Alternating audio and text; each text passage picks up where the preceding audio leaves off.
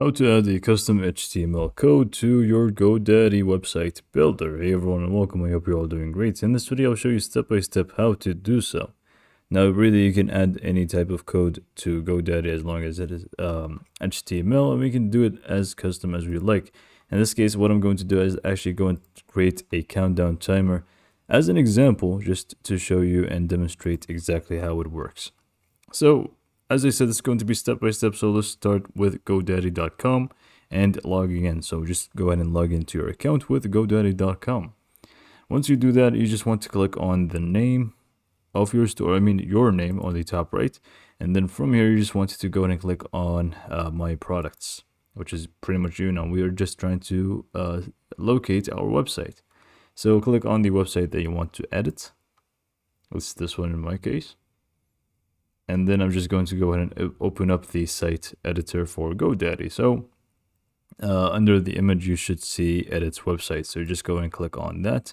And this should do it and open up the site for you. Now, really, you can do it anywhere and you can add this block of HTML code anywhere. But in our case, I'm just going to add it right here in an empty section just so we have more space to work with. So we can just click on add section. And then from these sections, you basically just want to go to the files and web sections. And here you should find HTML nested underneath. So you can just go to files and web, click on HTML, and you can actually see embed custom code on the page. So this is exactly what we need. Click on add. And it's automatically going to be added here for us. Code will render here, it says, because you would need to obviously add the code. You can also feel free to change the background for it.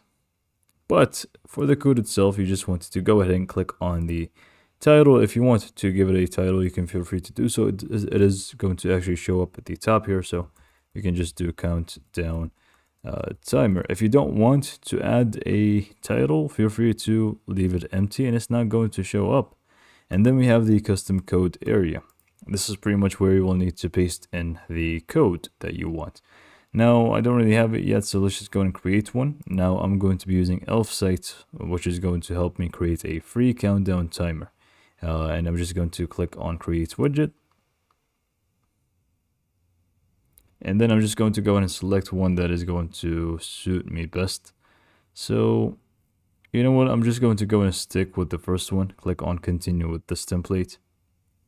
Now, obviously, this is not just going to work with countdown timers, but really anything, but this is just for demonstration.